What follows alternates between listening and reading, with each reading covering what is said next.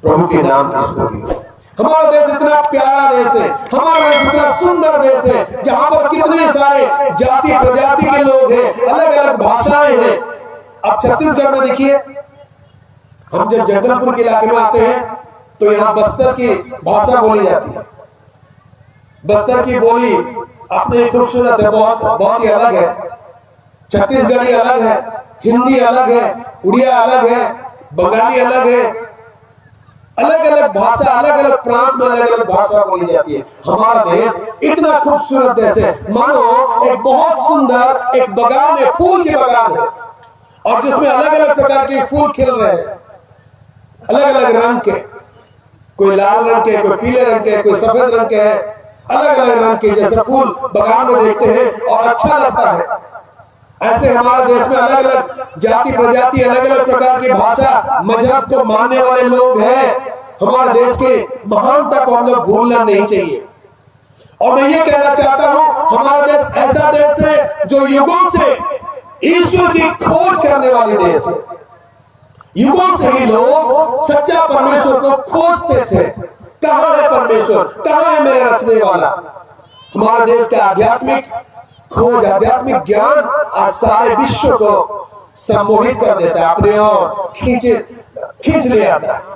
मैं आपके सामने ऐसा कुछ उदाहरण पेश करना चाहूंगा जो हमारे देश के मुनियों ने, ऋषियों ने सच्चा परमेश्वर की खोज में जो मंत्र पढ़े थे। एक मंत्र का नाम है महानिर्वाण मंत्र। महानिर्वाण संस्कृत में महानिर्वाण मंत्र। अक्सर कभी कभी स्कूलों में भी ये मंत्र का उच्चारण किया जाता है, लेकिन इसके अर्थ को लोग समझते नहीं है। इसके अर्थ को समझना चाहिए, और खास करके ईसाई भाई लोग इस मंत्र को समझ लीजिएगा, इसका अर्थ भी समझ लीजिएगा, क्योंकि ये आपका बहुत काम का मंत्र है।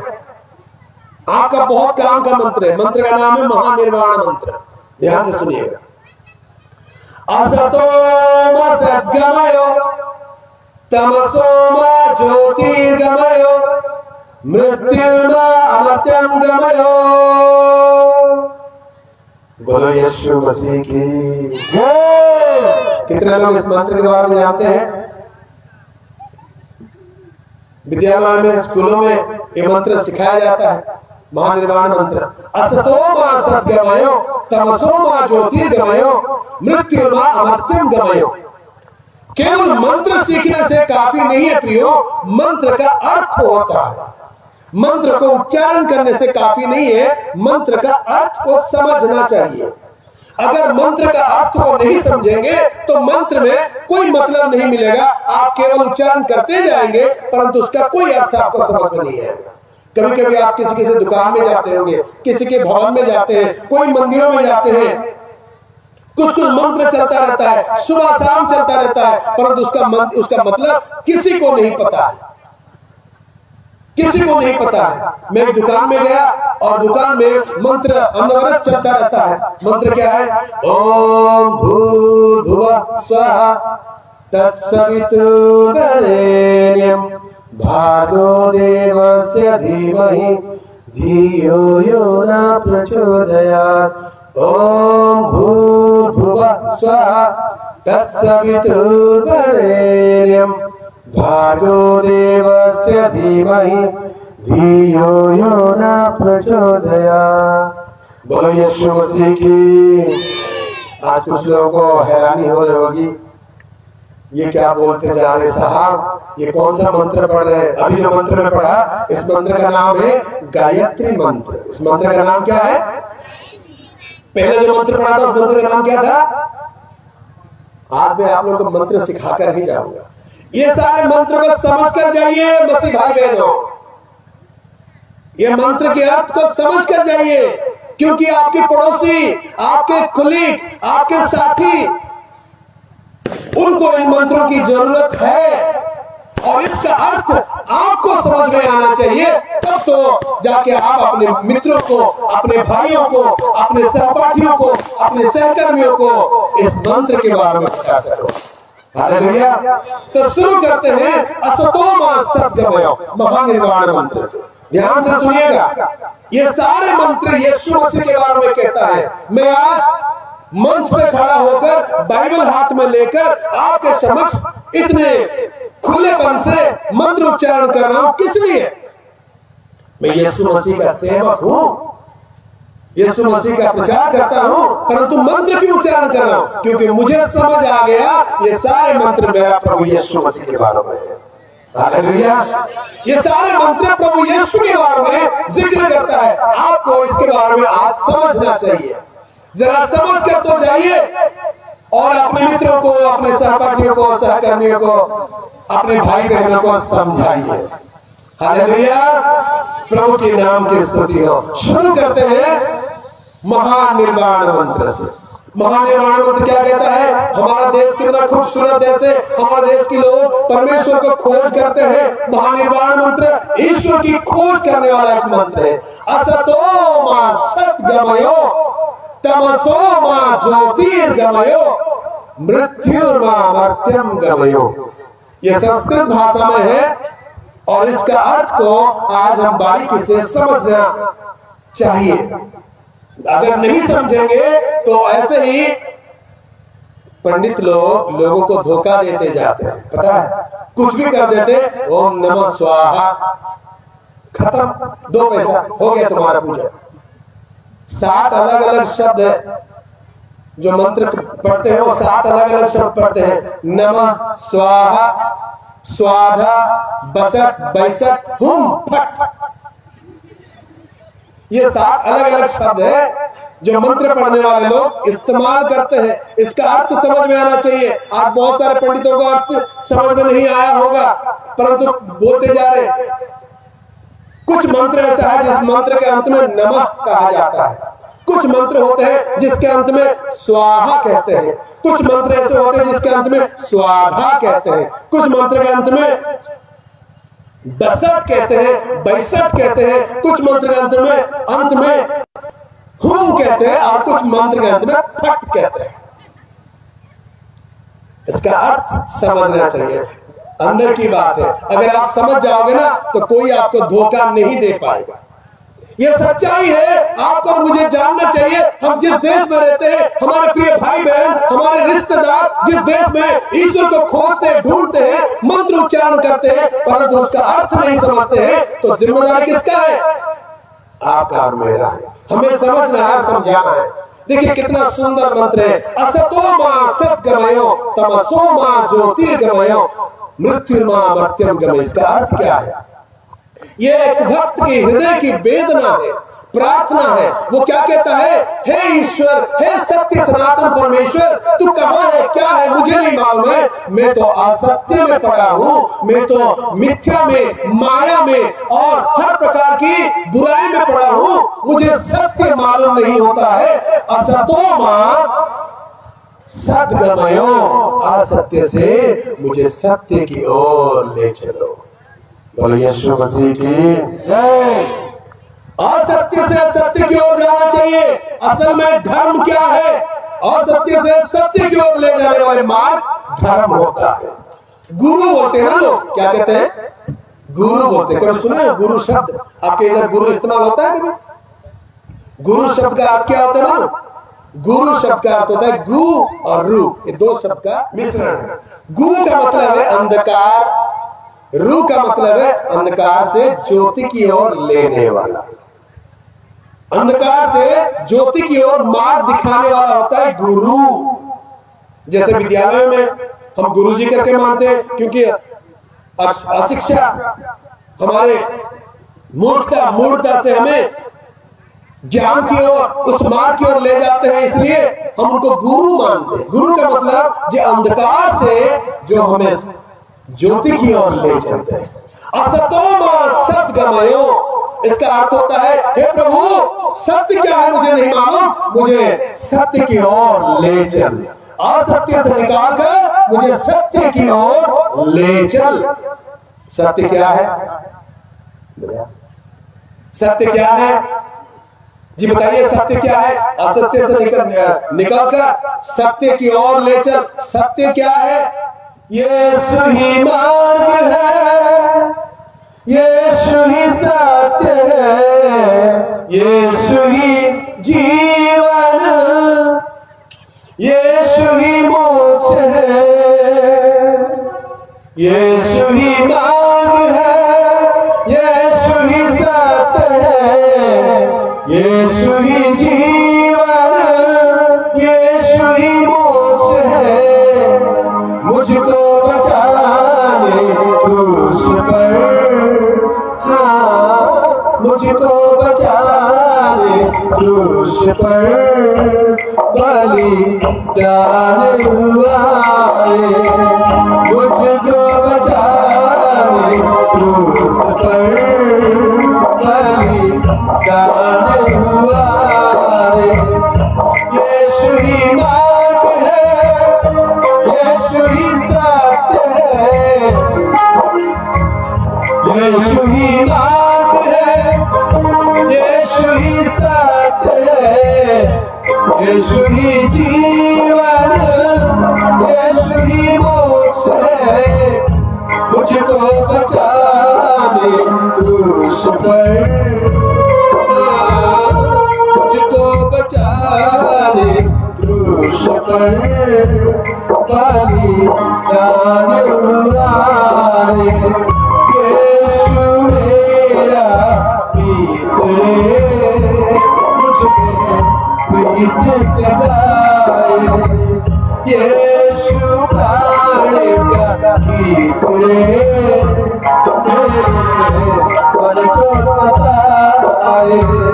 यीशु मेरा गीत मुझे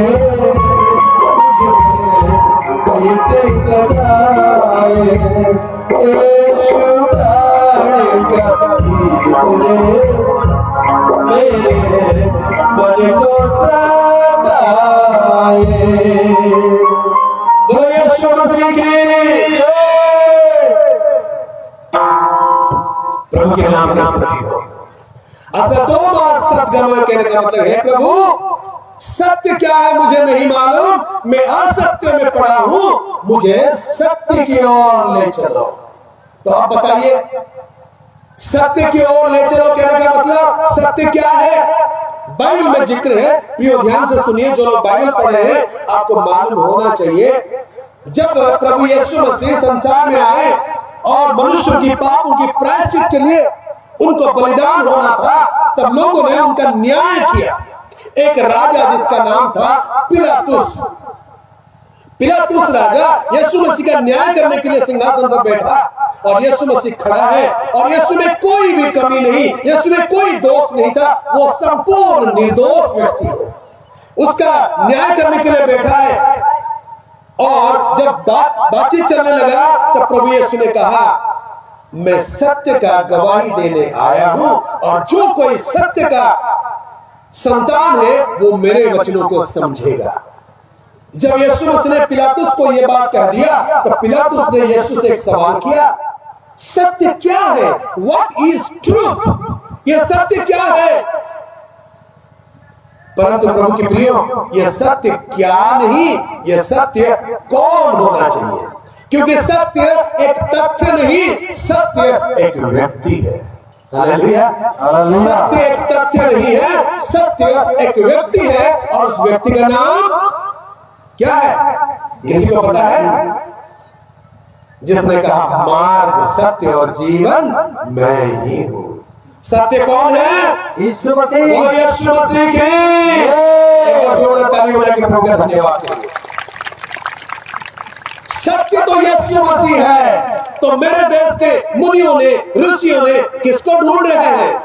असतो मा सद्गमयो, हे प्रभु हे ईश्वर, मुझे असत्य से निकालकर उस सत्य की ओर ले चल। सत्य कौन है? उसका नाम प्रभु यीशु मसीह है। हालेलुया। जो कोई यीशु मसीह को पा लिया वो सत्य को पा लिया। इसलिए प्रभु के प्रियो, जितने भी यीशु मसीह के सच्चे भक्त हैं, सच्चे मानने वाले हैं, उनके जीवन में कोई असत्य नहीं रहता है, वो उनका जीवन भी सत्य के रूप में बदल जाता है। हालेलुया। प्रभु के नाम की स्तुति हो। असतो मा सद्गमयो। आगे तमसो मा ज्योतिर्गमयो, तमसो मा ज्योतिर्गमयो कहने का मतलब क्या है? तमसा कहने का मतलब अंधकार। हे प्रभु, मैं अंधकार में पड़ा हूं, मुझे अंधकार से छुड़ाकर ज्योति की ओर ले चल। हालेलुया। ये अंधकार कहने का मतलब क्या है? ये रात की अंधेरा नहीं है प्रियो। रात के अंधेरा को दूर करने के लिए तो हमारे पास अलग अलग प्रकार के साधन है। हम दीपक जला सकते हैं, लाइट जला सकते हैं, रात के अंधकार को दूर कर सकते हैं, लेकिन मनुष्य के अंदर एक प्रकार के अंधकार है जिसको कहते हैं पाप का अंधकार, अन्याय का अंधकार, कुसंस्कार, अंधविश्वास रूपी अंधकार हर एक मनुष्य के अंदर भरा हुआ है। उसको दूर करना है। और ये मुनि लोग, ऋषि लोग, हमारे देशवासी प्रभु से प्रार्थना कर रहे हैं, तमसो मा ज्योतिर्गमयो, ये अंधकार से मुझे ज्योति की ओर ले चल। अगर बाइबल है तो खोलकर पढ़िए यूहन्ना रचित सुसमाचार पहला अध्याय उसका 9 वचन, चैप्टर 1 वर्स 9। यूहन्ना रचित सुसमाचार पहला अध्याय 9 वचन। सच्ची ज्योति जो हर एक मनुष्य को प्रकाशित करती है, जगत में आने वाली थी। आमीन। सच्ची ज्योति, देखिए ज्योति तो है, अलग अलग प्रकार की ज्योति है, लेकिन सच्ची ज्योति, द ट्रू लाइट, सच्ची ज्योति। और ये सच्ची ज्योति का काम क्या है? जो हर एक मनुष्यों को प्रकाशित करती है। सच्ची ज्योति मनुष्यों को प्रकाशित करती है, यानी मनुष्य के अंदर की हृदय को, मन को प्रकाशित करती है। आज लोग बड़े बड़े लाइट जला लेते हैं, हालोजन जला लेते हैं, उजियाला कर देते हैं, लेकिन उनके मन में अंधकार भरा हुआ है, उनके हृदय में अंधकार भरा हुआ है, पाप रूपी अंधकार। और हृदय की, मन की अंधकार को दूर कौन करेगा?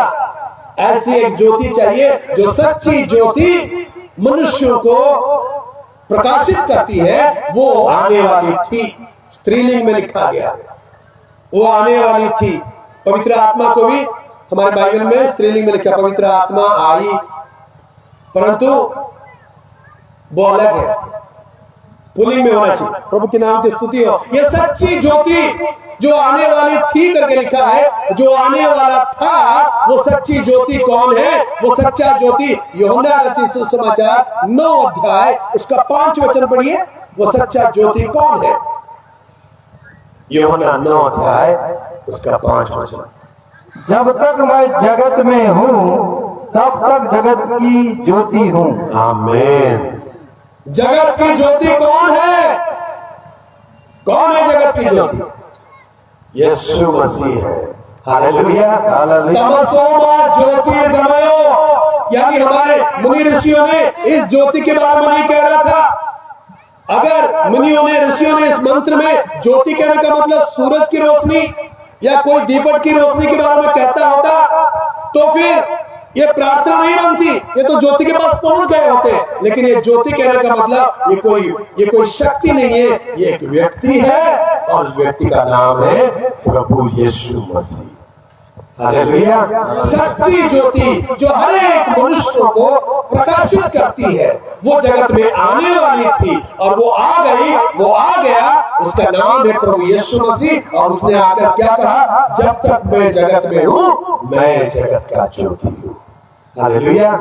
यानी तमसो मा ज्योतिर्गमय कहने का मतलब हमारे मुनियों और ऋषियों किसको ढूंढ रहे थे? उस ज्योति रूपी प्रभु यीशु मसीह को ढूंढ रहे थे। उन्हें नहीं मालूम था उसका नाम क्या है करके, उन्हें नहीं मालूम था उनका नाम क्या है। इसलिए ज्योति, परमेश्वर को पुकारते थे, हमें ज्योति की ओर ले चल, हमें सच्चाई की ओर ले चल। सच्चाई तो प्रभु यीशु मसीह, ज्योति तो प्रभु यीशु मसीह है। और तीसरा लाइन क्या कहता है? मृत्युर्मा अमर्त्यम गमयो, हर एक मनुष्य मृत्यु के अधीन है।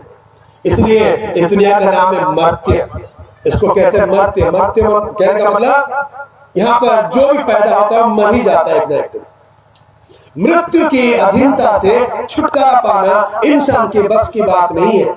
इसलिए लोग ढूंढ रहे थे हमें मृत्यु के बंधन से कौन छुड़ाएगा, कौन छुड़ाएगा।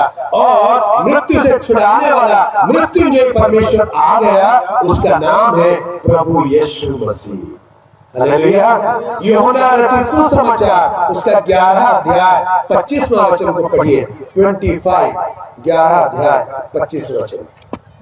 यस, यीशु ने उनसे कहा, पुनरुत्थान और जीवन मैं ही हूँ। आमीन। जो कोई मुझ पर विश्वास करता है वह यदि मर भी जाए तो भी जिएगा। तो यीशु मसीह की यदि मर भी जाए तो भी जी उठेगा। और आगे लिखा है, और जो कोई जीवित है और मुझ पर विश्वास करता है वह अनंत काल तक ना मरेगा। मृत्यु को हराने वाला, मृत्यु को जय पाने वाला, मृत्यु के ऊपर जय पाया हुआ केवल एक ही परमेश्वर है, जिसका नाम है प्रभु यीशु मसीह। प्रकाशित वाक्य पहला अध्याय उसका 18 वचन कृपया पढ़िएगा। बाइबल की वचन से मैं आपसे बातें करना चाहता हूं। बाइबल प्रकाशित वाक्य उसका पहला अध्याय 18 वचन पढ़िए। क्या लिखा है?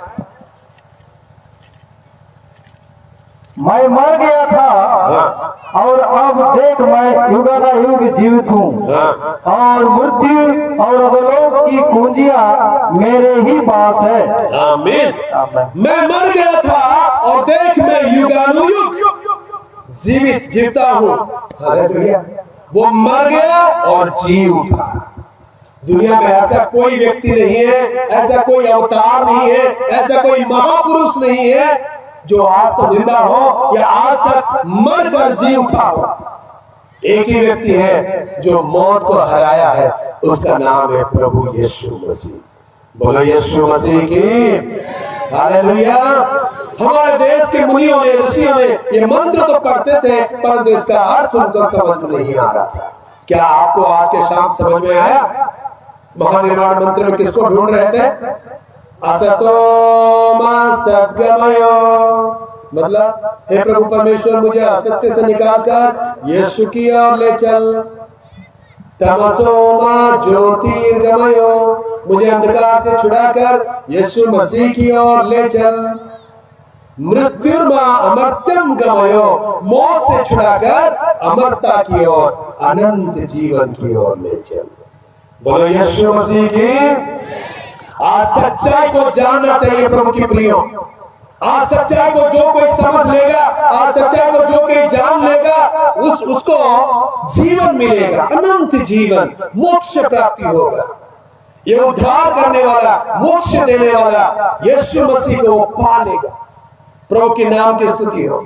मैं आपको एक दूसरा मंत्र के बारे में कह रहा था, जिसका नाम था गायत्री मंत्र। जानते हैं गायत्री मंत्र? गायत्री मंत्र को कहते हैं आदि मंत्र। गायत्री मंत्र का दूसरा नाम है आदि मंत्र।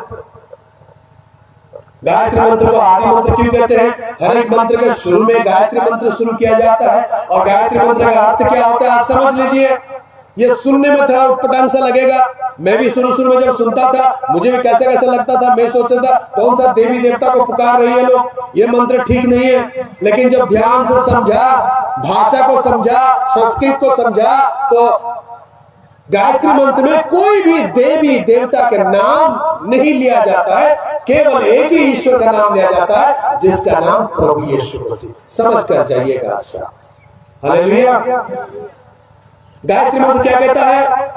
ओम भूर्भुवः स्वः तत्सवितुर्वरेण्यं भर्गो देवस्य धीमहि धियो यो न प्रचोदयात्। बोलो यीशु मसीह की जय। हालेलुया। ध्यान से सुनिएगा प्रियो। ये मंत्र शुरू होता है ओमकार से। ओम करके शुरू होता है। आपको मालूम है ओमकार का अर्थ क्या होता है? क्यों ओमकार कहते हैं? ओमकार किसे ओमकार कहते हैं? ओमकार का अर्थ क्या है? ओमकार का अर्थ होता है आ से लेकर अम तक, आ से लेकर अम तक, यानी आदि और अंत। ओमकार का मतलब है आदि और अंत। बताइए कौन कहता है मैं आदि, मैं अंत हूं, मैं अल्फा, मैं ओमेगा हूं? किसने कहा? आमीन। हालेलुया। पढ़िएगा प्रकाशित वाक्य पहला अध्याय उसका 8 वचन। क्या लिखा है? प्रकाशित वाक्य पहला अध्याय और उसका 8 वचन। प्रभु परमेश्वर जो है और जो था और जो आने वाला है, जो सर्वशक्तिमान है, यह कहता है मैं ही अल्फा और ओमेगा हूं। हालेलुया, मैं ही अल्फा और ओमेगा हूं। अब ध्यान से सुनिएगा, यहीं पर ओमकार शब्द है। आपको पता है बाइबल नया नियम जो है ग्रीक भाषा से हिंदी भाषा में तर्जमा किया गया है। ग्रीक भाषा से हिंदी भाषा में तर्जमा किया गया है। यहाँ पर जो लिखा है वो क्या कहता है? मैं, बोलिए क्या लिखा बाइबल में? क्या लिखा? अगर बाइबल देख रहे हो तो बताइए। मैं अल्फा और ओमेगा हूँ। ओमेगा हूँ। अल्फा का मतलब क्या होता है? अल्फा का मतलब क्या होता है? कोई बता सकेगा? मैं अल्फा हूं, मैं ओमेगा हूं। ये अल्फा हिंदी नहीं है, ये ओमेगा हिंदी भाषा नहीं है। अल्फा का मतलब ग्रीक शब्द है, ग्रीक भाषा है। ग्रीक में अल्फा कहने का मतलब वर्णमाला का पहला अक्षर अल्फा, उसका अंतिम अक्षर ओमेगा। हिंदी में पहला अक्षर क्या होता है बताइए जी? आ होता है। तो यहाँ पर क्या होना चाहिए? वो सर्वशक्तिमान प्रभु क्या कहता है? मैं आ हूं और ओमेगा। ओमेगा का मतलब अंतिम अक्षर क्या होता है? अंतिम अक्षर क्या होता है? किसको पता है? बोलिए, पढ़े कि नहीं पढ़े? नहीं तो फिर से आंगनबाड़ी जाना पड़ेगा। कोई आंगनबाड़ी के दीदी लोग हैं? बच्चों को पढ़ाइए ध्यान से, अंतिम अक्षर जरूर सिखाना।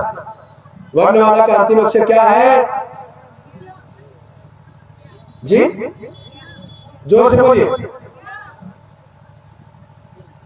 फिर से इनको फिर से भेजना पड़ेगा आंगनबाड़ी। और आगे भी है, अंतिम अक्षर होता है चंद्रबिंदु। क्या होता है? ध्यान से जाके देखिएगा किताब।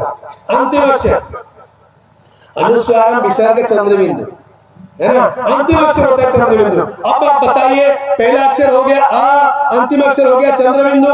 आपने कभी ओमकार को लिखते हुए देखा? हिंदी में ओमकार कैसे लिखते हैं? आ का अर्धमात्रा और उसके ऊपर चंद्रबिंदु। कैसे पढ़ते हैं? आ, इसको कहते हैं ओमकार। इसका अर्थ होता है आ से लेकर अम तक, यानी अल्फा और ओमेगा मैं ही हूं। अल्फा और ओमेगा कौन है? उसका नाम यीशु मसीह है। बोलो यीशु मसीह की आमीन। यानी जितने बार अभी आप लोग ओम ओम देखोगे, आप याद रखना ये अल्फा ओमेगा यीशु मसीह को उसका जय जयकार कर रहे हैं। बोलो यीशु मसीह की हालेलुया। प्रभु की प्रियो, ओमकार से शुरू होता है। ओमकार का मतलब है शब्द ब्रह्म। हम ओमकार को कहते हैं शब्द ब्रह्म। शब्द ब्रह्म कहने का मतलब, शब्द का मतलब होता है शब्द, वचन। ब्रह्म का मतलब होता है ईश्वर। यूहन्ना पहला अध्याय पहला वचन में क्या लिखा है?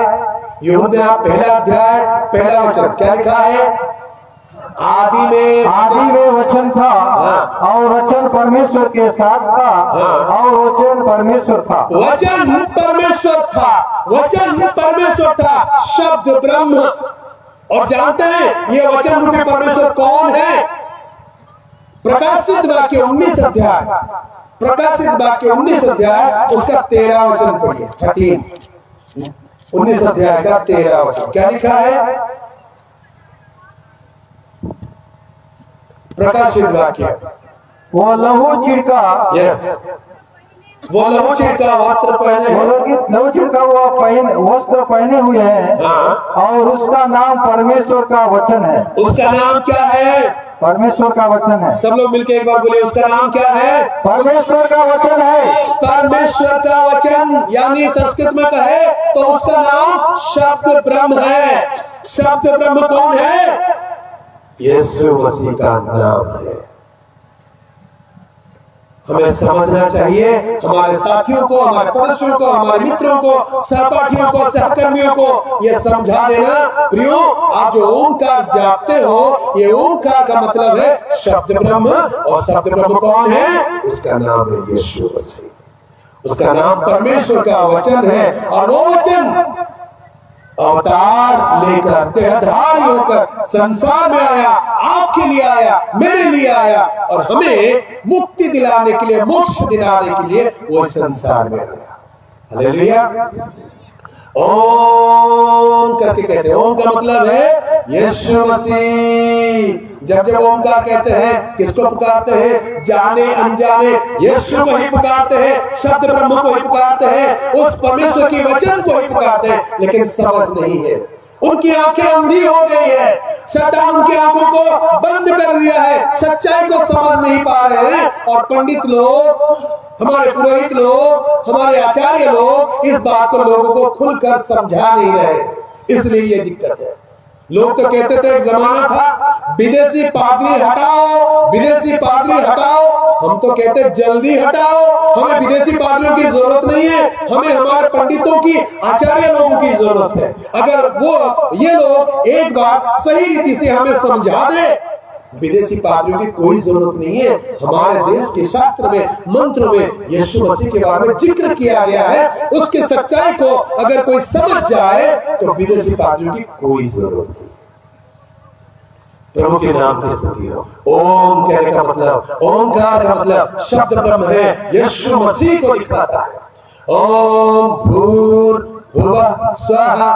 भूर कहने का मतलब क्या है ना? भूर कहने का मतलब दृश्य और अदृश्य।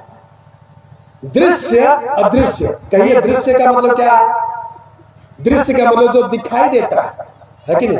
अदृश्य का मतलब जो दिखाई नहीं देता है। क्या क्या दिखाई नहीं देता है बताइए? अब यहां पर कुछ है जो दिखाई नहीं देता है कुछ?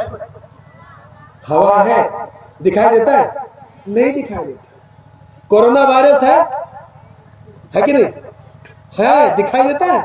नहीं दिखाई देता। ऐसे बहुत सारी चीजें हैं दुनिया में जो अदृश्य है। और यहां पर क्या लिखा? भूर्भुवः। भुवः कहने का मतलब सृजनहार, सृजने वाले, सृष्टि करने वाले। क्या सृष्टि करने वाले? दृश्य और अदृश्य विषयों को सृष्टि करने वाले। Hallelujah, hallelujah. दृश्य अदृश्य विषयों को रचने वाला कौन है? भूर्भुवः स्वाहा। मैंने पहले आपको कहा है, ओम नमः स्वाहा, स्वाधा, बसठ, बैसठ, हुम, फट, अलग अलग शब्द है। स्वाहा कहने का मतलब जिसे आदर से अर्पण किया जाता है, स्वाहा कहते हैं उनको। जो बलिदान, बलि चढ़ाते हैं, आदर से अर्पण करते हैं, उसे स्वाहा कहते हैं। स्वाधा कहने का मतलब पितृपुरुषों को, जो हमारे पितृपुरुष है, जो जैसे हमारे हिंदू धर्म में मानते हैं, पुरखों की आत्माओं को पिंड दान करते हैं, तो स्वाधा बोलते हैं, परंतु स्वाहा ईश्वर के लिए। भूर्भुवः स्वाहा कहने का मतलब कि दृश्य अदृश्य को रचने वाला तुझे अर्पण करते हैं, तुझे आदर करते हैं, तुझे महिमा देते हैं। तो ये बताइए, दृश्य अदृश्य विषयों का रचने वाला कौन है? दृश्य और अदृश्य विषय को रचने वाला कौन है? कलुस्सियों की पत्री, Colossians chapter 1 verse 15, कलुस्सियों की पत्री पहला अध्याय उसका 15 वचन पढ़िएगा। वो तो अदृश्य परमेश्वर का प्रतिरूप और सारी सृष्टि में पहलौठा है। आमीन। अदृश्य परमेश्वर का प्रतिरूप और सारे सृष्टि में पहलौठा है। आगे पढ़िए। क्योंकि उसी में सारी वस्तु की सृष्टि हुई। आमीन। और पढ़िए। स्वर्ग की हो अथवा पृथ्वी की, देखी या अनदेखी, क्या शासन, क्या प्रभुता है, क्या पराधीनता है, क्या अधिकार, सारी वस्तु उसी के द्वारा और उसी के लिए सृजी गई है। आमीन, आमीन। क्या देखी या अनदेखी, दृश्य हो या अदृश्य हो, किसने रचा? उसने, प्रभु यीशु मसीह। भूर्भुवः स्वाहा। या दृश्य और अदृश्य विषय को रचने वाला कौन है? प्रभु यीशु मसीह। देखिए गायत्री मंत्र में ओमकार का मतलब शब्द ब्रह्म यीशु मसीह है, जो आदि और अंत है, जो अल्फा और ओमेगा है, उसके बारे में कहता है। और दूसरा, वो दृश्य अदृश्य दोनों को रचने वाला परमेश्वर है। प्रभु के नाम की स्तुति हो। ओम भूर्भुवः स्वाहा। दूसरा है तत्सवितुर्वरेण्यम। इसका मतलब तत् कहने का मतलब उनका, किनका? उनका जो सवितुर्वरेण्यम, तत्सवितुर्वरेण्यम। सवितुर कहने का मतलब सविता, सविता कहने का मतलब संस्कृत में सूर्य, जो सूर्य से भी अधिक वरेण्य है, अधिक आदरणीय है, अधिक प्रसन्न योग्य है, अधिक पूजा करने के लायक है। प्रभु के नाम की स्तुति हो। जो सूर्य से भी अधिक प्रकाशमान है, महिमामय है। ये जो सूर्य आप देखते हैं, सुबह सूरज उगता है और शाम को ढल जाता है, लोग सूर्य नमस्कार करते हैं। लोग कहते हैं ना कि सूर्य नमस्कार करो तो शरीर स्वस्थ रहेगा, बीमारी दूर भागेगा। योगासन में श्रेष्ठ आसन होता है सूर्य नमस्कार। प्रियो, मैं आपसे ये कहना चाहता हूं, ये सूर्य का आप चाहे लाख बार नमस्कार करते रहो, लेकिन आप एक ना एक दिन मरोगे। लेकिन असल सूर्य का आप समझ लीजिए, ये सूर्य कौन है? ये सूर्य का रचने वाला परमेश्वर है, जिसके बारे में वचन में लिखा है कि वो धर्म रूपी सूर्य। पुराने नियम मलाकी पुस्तक 4 अध्याय का 2 वचन पढ़िए, वहां पर यीशु मसीह को धर्म का सूर्य करके वर्णन किया गया है। पढ़िए मलाकी 4 अध्याय का 2 वचन। परंतु तुम्हारे लिए जो मेरे नाम का भय मानते हो, धर्म का सूर्य उदेगा और उसी के किरणों के द्वारा तुम चंगे हो जाओगे और तुम निकलकर पाले हुए बछड़ों के समान कूदोगे और भागोगे। इस सूर्य को नमस्कार करने से रोग नहीं भागेगा, मौत नहीं भागेगा, लेकिन वचन में लिखा है तुम्हारे लिए एक सूर्य है जिसका नाम है धर्म का सूर्य, वो उदय होगा। धर्म का सूर्य यानी प्रभु यीशु मसीह का नाम है। प्रभु यीशु मसीह उदय होगा तो क्या होगा? तुम्हारे सारे बीमारी दूर हो जाएंगे। आज यीशु मसीह के नाम से लोग चंगे होते हैं, बीमारियां दूर हो जाती हैं। प्रभु के प्रियो, उस सूर्य को बनाने वाला धर्म का सूर्य यीशु मसीह है। और गायत्री मंत्र में कहता है तत्सवितुर्वरेण्यम, यानी तो सूरज से भी अधिक महिमामय है। सूरज से अधिक महिमामय कौन है? सूरज का रचने वाला धर्म का सूर्य, जिसका नाम है प्रभु यीशु मसीह। बोलो यीशु मसीह की जय। हालेलुया। ओम भूर्भुवः स्वः तत्सवितुर्वरेण्यम भागो देवस्य धीमहि धियो यो न प्रचोदयात्। भागो देवस्य धीमहि। अब आइए ध्यान से सुनिए, भागो देवस्य। देवस्य कहने का मतलब, जो संस्कृत पढ़ते हैं उन्हें मालूम है देवस्य कहने का मतलब उस देवता के उद्देश्य में, उस देवता का भागो देवस्य धीमहि, ध्यान करो। कौन सा देवता का ध्यान करो? भागो देवस्य धीमहि। ये भागो देव कहने का मतलब ये वो देवता है जो पापों को क्षमा कर देता है, पापों को नाश कर देता है। हालेलुया।